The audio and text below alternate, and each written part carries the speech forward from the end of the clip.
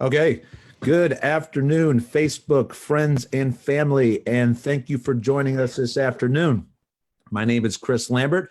I'm the founder and CEO of Life Remodeled. For those of you not familiar with Life Remodeled, we exist to bridge people across divides to help transform each other's lives. So I ask that you please join me in welcoming our very esteemed guest, Dr. Abdul El Sayed, who is a physician, epidemiologist, public health expert, and progressive activist. He's the chair of Southpaw, Michigan, and political contributor at CNN. He authored the recently released book, Healing Politics, which calls for a politics of empathy to cure our epidemic of insecurity. Yesterday, I noticed that his book even has a review from Senator Bernie Sanders that reads, as a doctor who helped lead Detroit's health department, Abdul knows full well the problems with America's healthcare system and is working to solve them by advocating for a Medicare for all system. Thank you for joining me for this very important conversation today, Dr. El Sayed. It's my privilege. Thank you so much for having me. I really appreciate it. And we've got a lot to be talking about today. I agree. So let's jump right in. According to an article that was published yesterday in Crain's Detroit Business, the article reads that the city of Detroit has more than 2,000 confirmed COVID-19 positive cases and 75 deaths, which is about 27% of the state's total. But Detroit only has about 7% of the state's population. So Dr. El Sayed, my friends from all around the country, the last few days have constantly been asking me, why is Detroit seeing such high rates of COVID-19 as compared to the rest of the U.S.? And so my question to you is, what do you say? Well, when we talk about a pandemic, it's not enough just to look at the pathogen. You've got to look also at the host and the environment. And we know that in Detroit, unfortunately, Detroiters are statistically far less healthy than the state average, but that's not Detroiters' fault. The reason why is because of the environment. So think about who this disease affects most. It's older folks and folks who have chronic illness. And we know if the rate of chronic illness is high, the probability of a bad outcome, possibly even death, is substantially higher. But then you have to step back and ask, why such a high rate of chronic disease? Well, look, if you live in a community where you don't feel safe walking at night, if you live in a community where you can't get to a grocery store, if you live in a community where you're breathing the pollution that's coming out of a factory just across the street, that's going to make you a lot sicker, and it bears out in the numbers. We know that the incidence of diabetes is higher. We know that Detroiters have threefold the probability of being hospitalized for asthma, fourfold the probability of lead exposure, and all of that leaves Detroiters so much more vulnerable to something that specifically has a predilection for folks who are sicker at baseline. And so the story is about poverty. The story is about frankly, structural racism, the decisions that are made about where folks got to live a long time ago that pattern themselves now, decisions that were made about basic access to public services, decisions that were made about where doctors' offices will locate. All of those things leave Detroiters so much more the vulnerable, and we're seeing them bear out in the numbers now, unfortunately. When you talk about Detroiters being 3 times more likely and 4 times more likely for asthma, for diabetes, what is that compared to? The rest of Michigan or the rest of the country? That compares to the rest of Michigan, and the rest of Michigan looks a lot like the rest of the country. So we're talking about a population that at baseline just unfortunately suffers substantially more of the diseases that leave people susceptible to COVID-19. The other part of it is I was hired in 2015 to rebuild a health department that had been privatized in 2012. I have nothing but good things to say about all of the public officials responding right now. But you got to remember, we're playing from our back foot, right? 5 years ago, we didn't have a health department. And that's not the best place to be when you're actively fighting a pandemic. Similarly, if you look across the country, but in particular in Michigan, across the country over the past 15 years, funding for state and local public health had dropped by nearly 50%, 45%. And if you look at the budget for the MDHHS, and the ways that they took 2 departments and smashed them together so that they could cut funding for both of them. If you look at the issue with the Detroit Health Department, again, playing from the back foot.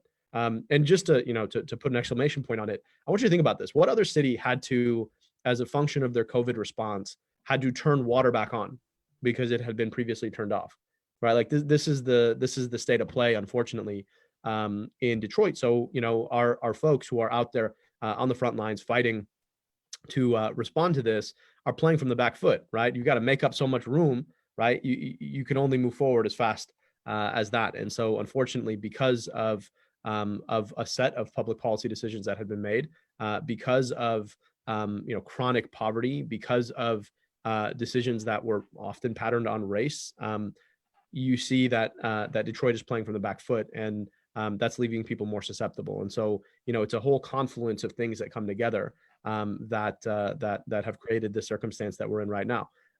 What I do want folks to take away from this, though, is that there is a way to protect yourself. The most important thing that you can do, is stay home and stay safe, and ask everybody in your family to stay home and stay safe too. Because I just want folks to understand this. A lot of families have sort of come together under one roof. If you've got 12 folks under one roof and one of them goes out, right, you're now as exposed as that one person who went out. I want you to think about that, right? They might go pick it up at the grocery store, and yes, you need to go grocery shopping. But if you're not careful, right, they might have picked it up when they were hanging out with friends. They might have picked it up when they were, you name it, right? They pick it up, they bring it home. Now all other 11 people in the house are as exposed as that person is. And so folks got to be really, really careful. And if you do need to go out, you need to pick up carry out, or you need to go grocery shopping, you need to pick up medications from the pharmacy, that you're taking extra care when you do that, right? If you got some gloves you can wear those gloves.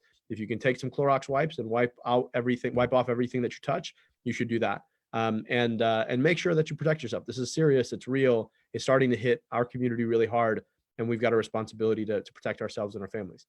So you talked about policy decisions that have been made in the past. You talked about water shutoffs and issues and whatnot. What are some other economical situations right now in Detroit that are contributing to increased health complications or pre-existing conditions that also lead to more COVID-19 responses cases according to you? Yeah, Chris, I'll give you three. Number one, one of the big fights we took on when I was at the health department was the fight with Marathon Petroleum. Marathon is the single biggest polluter and the most polluted zip code in the entire state. And we know that air pollution is a serious issue across the city of Detroit. The choice not to stand up to those polluters at the state level in particular, but even the federal level, and even in some respects the city level, those choices leave people breathing air that already corrupts their lungs. And if you've got sick lungs and you're facing this disease, that's not a good situation. And so that's one, right, is that we needed better policy to stand up for environmental justice far earlier on, and the consequences downstream when you're fighting a pandemic like this are pretty big. Number two, you look at our foreclosure rate in the city of Detroit. It was 36% at one point. The folks who get foreclosed upon tend to be seniors, and it's not because they can't afford their mortgages, it's because they can't afford the property taxes. And so what happens then is that folks are precarious. They have to move in with other family members, and they don't get to control their space in the same way. Similarly, eviction rates are extremely high in the city of Detroit for folks who rent. All of those things leave people in positions where you now got many, many more people in the home.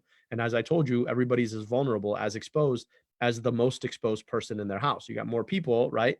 One person gets exposed. Now you're talking about all the people in the house who are affected. And then the last one, right, is really around decisions made a long time ago around connectivity and public transit. Now, everybody's saying stay home right now. I get it. So you might ask, Abdul, why does public transit matter right now? Well, a big reason why so many folks suffer what I call misnutrition, which is both malnutrition in terms of too little of the micronutrients that feed your brain and your blood, and too many of the macronutrients that feed your belly, right? The carbs and the fats, is because it's really hard to get around the city of Detroit. And so because you can't get around and move freely at baseline, what you find is that, folks in neighborhoods get cut off from grocery stores and access to high quality foods. And a lot of grocery stores don't move into town simply because for them, they say, well, how many people are going to get to my store anyway? So what does it make economic sense for me to move here? And so that what we call a food swamp, right? That chronic misnutrition leads to obesity and diabetes. And again, this is a disease that preys on people who have underlying chronic diseases. And there you go, right? And so the means to be able to protect yourself from diabetes well beforehand, that now translates into having higher risk or different risk for COVID-19 in the middle of the pandemic. And so these are, we have to train our minds not just to look at the now and to look at the virus, but also to ask, why are people more vulnerable to this virus as it stands? And how did policy decisions that led to segregation and poverty shape that baseline vulnerability that we're now seeing play out in the numbers? Yeah, you mentioned Marathon Petroleum and had some not so positive things to say. I do want to say they are one of our partners. Marathon is. We have a wonderful relationship with them. And one of the things I want to point out with Life Remodeled is we like to open up to a wide variety of perspectives. So to that end, I think the first time I heard someone really speak on this in the media was an article. I think it was the Metro Times. I'm not for sure, but you were the main feature of it. And when they originally posted the article, they had this picture of a blighted out house, a couple of blighted out homes, as if that had anything to do with COVID-19, right? And I want to recognize there's been a wide variety of thoughts on this. Some are saying that, our rate's so high because we're close to a large airport. We're in the midst of the automakers and suppliers who are constantly doing business with Asia. Yesterday, Mayor Duggan, whom I think very highly of, held a press conference, and he was pretty frank in his frustration with the media, calling Detroit a hotbed for COVID-19. And he pointed out various communities in the country that were wealthy and seeing high levels, close to or higher levels per capita of a rate. And what he said is that a lot of people are throwing around unproven theories. Okay. He said the virus doesn't check our bank accounts before it decides whether to infect us. Of course, that I agree with that. It doesn't literally do that. But how do you respond to that in terms of are your theories proven in terms of the rate of contracting COVID-19, or are these really based off of other theories as it relates to lack of health and how that contributes to acquiring other viruses? So let me say a couple of things on that. You're right. The virus doesn't go and check your bank account and decide whether or not to infect you. That being said, poverty is a predictor of literally every single disease that you can think of, right? No matter the disease, people who are poor almost always suffer more, right? And that's also the reason why, and it is proven that we have substantially more chronic diseases in the city of Detroit. And it is proven that that COVID-19 is more likely to have a bad outcome in somebody who has a chronic disease. Those are all there's all real clear statistical evidence there. We're talking about an outbreak in Detroit that has only been around for a matter of a couple months, not even. So yes, there hasn't been research, but if Mayor Duggan wants us to wait until the research is said and done, well after this is over, my question is, what's the point at that point, right? We need to be understanding the role that challenges in Detroit play for Detroit, and I think running away from that doesn't make it better.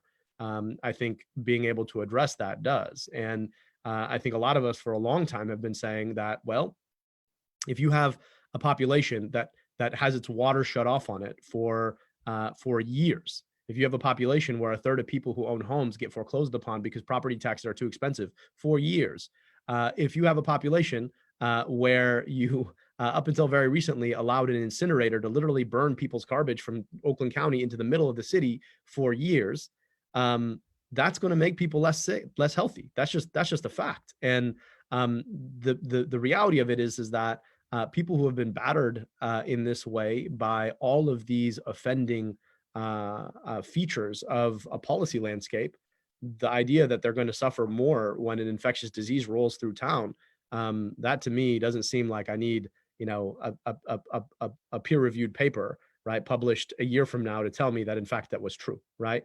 Just this is I have nothing against the way that that Mayor Duggan is running the response. I think they're working really hard. He and Governor Whitmer and all of the public health officials, they're working really hard to get this right. And they've got a really hard job. And I'm not trying to, to sit here from where I am and tell them what they're doing wrong. That I don't think that's helpful or useful. But I will say that we have to be clear about why this is happening. And yes, Michigan has the third highest number of cases. And yes, the majority of cases are in Detroit. Like, let's not pretend that that's not true. And I don't think it helps anybody to pretend that that's not true. That's true. And that's why he's working so hard to solve it. But let's also be clear that, these, unfortunately, Detroiters get hit hardest when bad things happen in our society. And we saw it in the Great Recession. We're seeing it now. And I just don't think it benefits us to say otherwise, right? Because we do know that that no matter what the disease is, right, the poor and marginalized folks in society suffer more. Yeah, I want to say thank you for your commendation of Mayor Duggan and Governor Whitmer. I do think, along with you, that our state and city government are doing a fantastic job in the midst of this very chaotic situation. So I want to throw in a couple other perspectives that I've heard. One, we all know that this stay-at-home order has unfolded in different ways in different places. Some companies close their doors quicker than others. We've heard a lot of people talking about, well, we just work from home. I read that only 17% of people of color are actually in jobs where they can work at home. Whether that's true or not true, I don't know. I've also heard some say that social distancing, there's more resistance to that in places like Detroit. What do you think of both of those theories? Well, I think it's really, really important that that folks follow the social distancing protocols. I know it's boring. I know it's annoying. I know that folks don't want to do it. And so if you can, right, you need to stay home. The other part of it is, you're right. There are a lot of folks who can't. They're choosing between saving a life and saving a livelihood. And it's true that that people of color who tend to be lower income in our society tend to be in jobs that that pay an hourly wage, that are service jobs. That it's not like you can just do them from home, or they tend to be working in gigs that that just go away. And if you're somebody who's worried about losing your livelihood, I understand that's not a situation anybody should be in. At the same time, relief is on the way. We need more of it. And I've been really vocal on that front, that we just need to make sure that any of the money that is spent on this response goes right to the pockets of people who are going to be hit the hardest. Whether that's somebody who's working an hourly wage, or somebody who is working a gig, or somebody who's owns a small business and could have to shut down after this if they can't make payroll. And so it's really, really important for us to get that that support out there to folks. And so, the hard part about a response is that at the same time, we need to make sure that we are all doing what we can to do our part. And also, we need to be advocating for more help and more support for the people who always get hit the hardest by things like this. And so I have an allergy to politics that tell us that we can't admit where we were wrong so that we can be right in the future. I think we really got to be able to say, look, people are doing a great job right now, but there's so much more we could have done so that something like this never happened.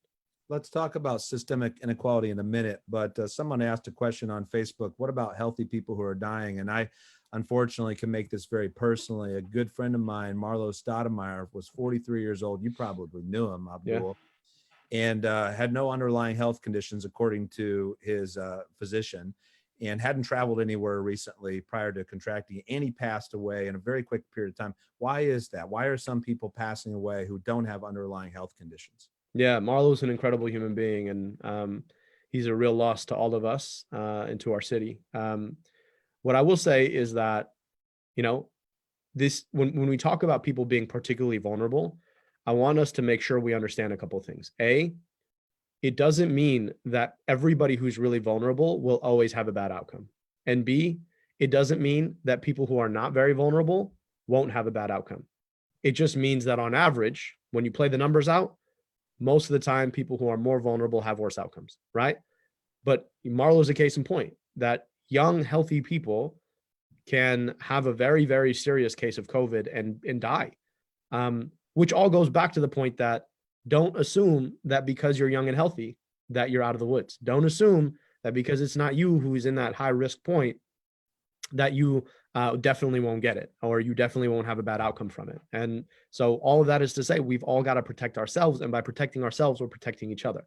That's the other beautiful thing about public health, is that it takes all of us doing this work to protect all of us. And so when you hear, stay at home, stay safe, that's information, that is advice that every single one of us has to take. Whether you're young and healthy, whether you're older and have underlying diseases, all of us have to take that advice.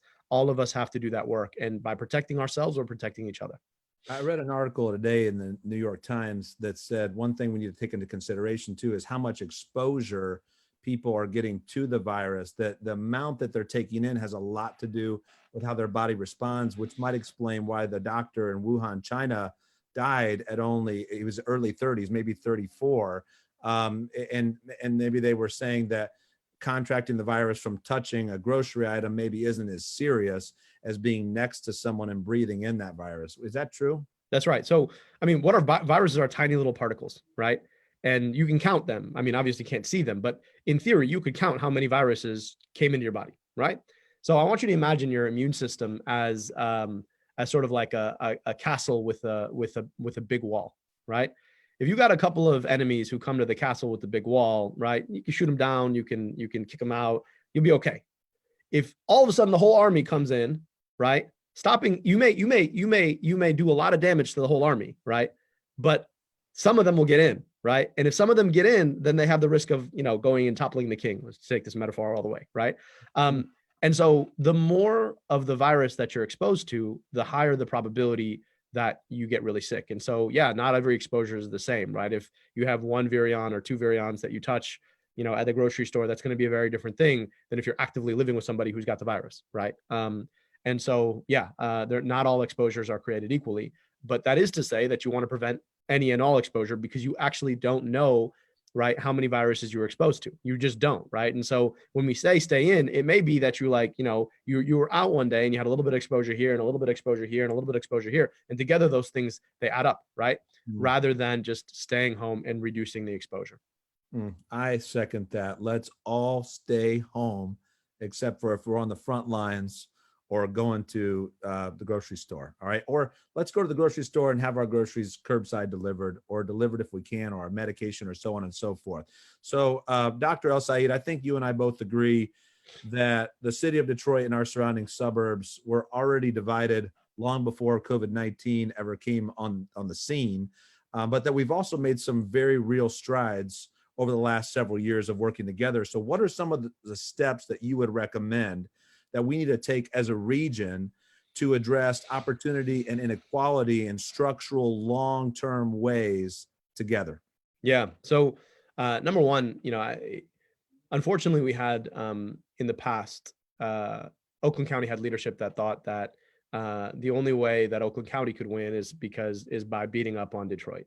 And I think that's starting to change now. And one of the best ways that we can compete as a region, right, and start bringing capacity and empowerment and wealth and sustainability to our community is to build a mass transit system that covers the entire region. The fact that we don't have this is a real shame. And I hear every day from young people who leave Michigan, leave Southeast Michigan for other communities that are very well connected, New York, Boston, San Francisco, DC. And what they say is, well, I can live in this community and then I can take the train to that community and work, and then I can come back here and hang out with my friends.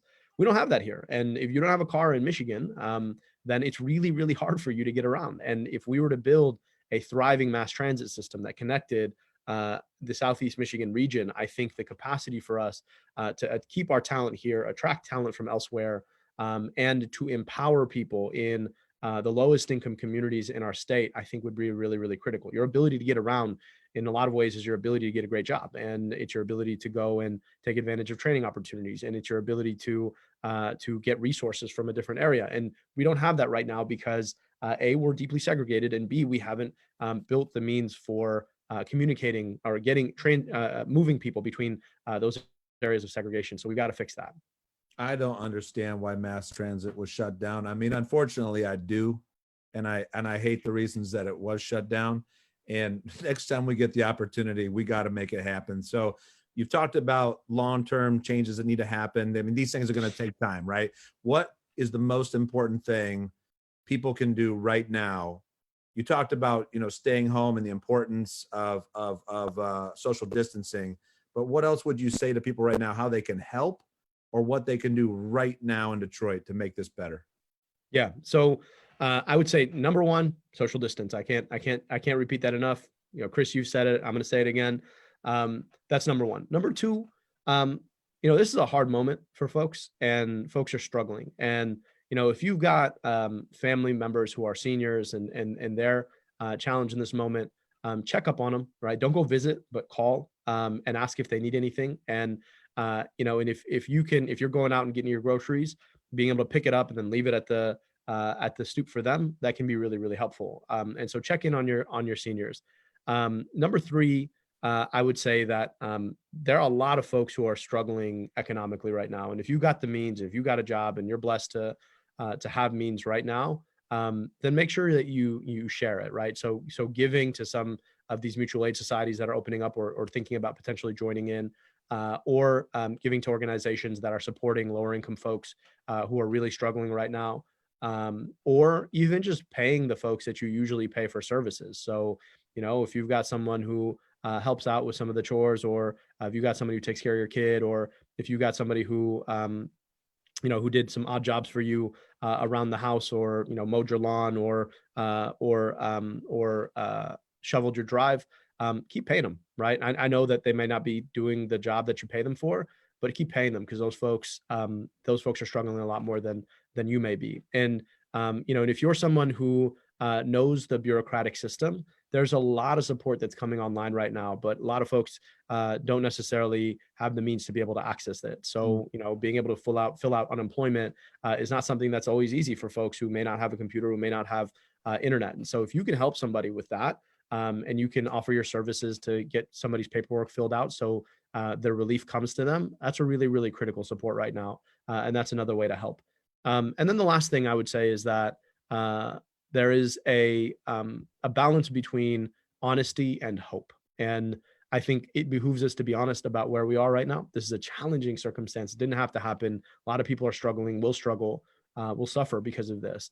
But we got to have hope that that we will get out of this. And when we do, that we'll continue to build the kind of Michigan, the kind of Detroit that's more just and equitable. And so we don't have to have a conversation about why low-income Black folks in Detroit suffer anymore, because we've done all the work that we need to do, solve it and address that inequity. And so, when the next time, if this never happens again, but the next time something bad happens, we're not again talking about why is it that Detroiters always suffer worse, right?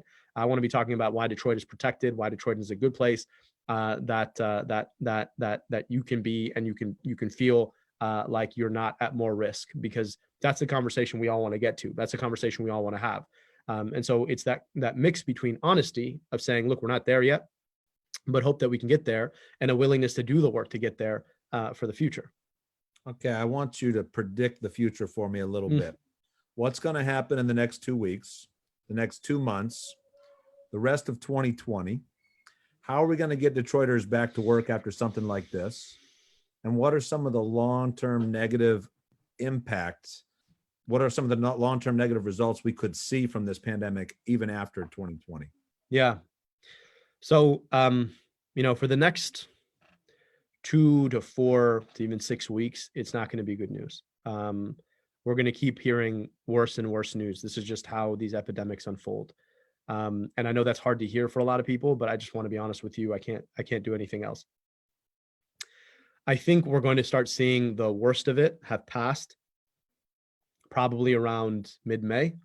And at that point, I hope that we're in a position to be talking about what the next phase looks like, which I hope will come with less of the requirement to be socially distanced. After that, right, the question becomes, how do we make sure that people have the means of providing for themselves? And the Congress passed this CARES package, $2.2 trillion, includes one-time check for folks earning less than $75,000 a year. It includes support in terms of unemployment with a bit of extra benefit, and it includes small business support. And so we need to make sure that Detroiters get that money right now and continue to benefit from that. And then we've got to push our elected officials to keep supporting folks, because what unfortunately may happen, and this is the thing I hope doesn't happen, but you think about the economy as two things: supply and demand, right? Demand is about how much money people feel like they have in their pockets to go out and spend. Supply is about the ability for them to actually go to a place and spend it. And the hard part about most economic downturns is it usually affects the supply or the demand, which affects the other. But this one, right, we're just affecting both at the same time. And so there really does need to be um, a lot more support to make sure that folks feel comfortable and confident spending the money that they have, and also that we're making sure that our small businesses stay online, because we know that for a lot of people, those are the source of jobs that'll give that money to spend. And so the next big piece of this is going to be the economic recovery. But for right now, we all got to do our part. And I'm going to say it one more time, Chris, because I've got to say it. We've all got to do our part to make sure that we are saving lives, that we are both delaying and flattening the biggest number of folks who are going to be sick. And for folks who don't understand how that works, I just want to explain it really quickly, just to say it again. I'm sure folks understand, but I just want to say it one more time. The way this works, right, is that if the virus is spread between people, you get a lot of people who get sick at the same time. The big danger, and the reason why they're turning the TCF center into a hospital, is that the number of sick people overwhelms our hospitals. And so those folks can't get care. And so we all got to do our part to reduce the spread, so that as they build out the TCF center and all these other hospitals, that as people get sick, and yes, people are going to get sick, this is how this works. But as people get sick, we have the resources there to get them the care they need. We save as many lives as possible. That's the whole point here. And so we get through that, hopefully. And then from there, we can start really thinking about, all right, how do we make sure that folks have money in their pocket? How do we make sure that there are businesses to spend? And how do we make sure that we learn from this experience to both build our public health infrastructure and start working on the real social and racial justice issues that continue to leave Detroit in a position where, when the rest of the world sneezes, Detroit catches a cold. In this case, Detroit catches COVID. So we've got to fix those structural problems so that folks are in the best possible scenario. So that next time, if something like this happens, we're talking about how Detroit is the place that weathered it the best. Okay, I want to ask one question from the Facebook friends. Then I want to ask you one of my own personal final questions. So one quick question is, someone's asking, is it possible that COVID-19 was in Detroit prior to January of this year? And is there any way for us to find out? It's certainly possible. There is no way for us to find out. But it's certainly possible. The federal response to this pandemic has been both incomplete and slow. And so we just were not prepared in the way that we should have been as this was raging in China. And so it's possible, but again, we don't know. In some respects, it doesn't really quite change much about what we need to do, right? We all know what we need to do right now to address the pandemic right now. And we also all know that the federal response was slow in coming, and that we have a responsibility to make sure it never happens again. None of those things changes based on whether or not it was here earlier or later. Okay, here's my final question. So it's in relation to your book. I haven't read your book yet, but the title is Healing Politics. All right. I've got a good friend. He says, and that's my dog, that's not my good friend, but my good friend says we need to stop using war words when we talk about politics. And what he means by that is we need to stop using phrases that we know are going to piss people off and send them down an emotional trail that's going to keep them from really hearing and listening to the important things that we need or want to talk about. Okay. I've got a lot of friends right now that don't even want to turn on the news because they feel like they can't trust it. They feel like there's so much spinning going on. There's so many angles. And as much as I'm with you, I have hope that we're going to come out of this stronger as a country. We're going to realize how much we need each other. We're going to work across party lines. We're going to work across divides.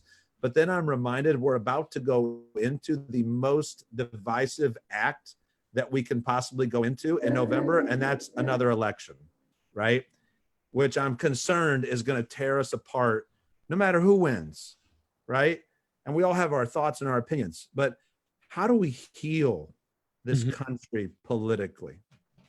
Yeah. I think it takes a couple of things. It takes being very clear-eyed about what challenges we face and being very honest with them and about them, and holding everybody accountable to those facts.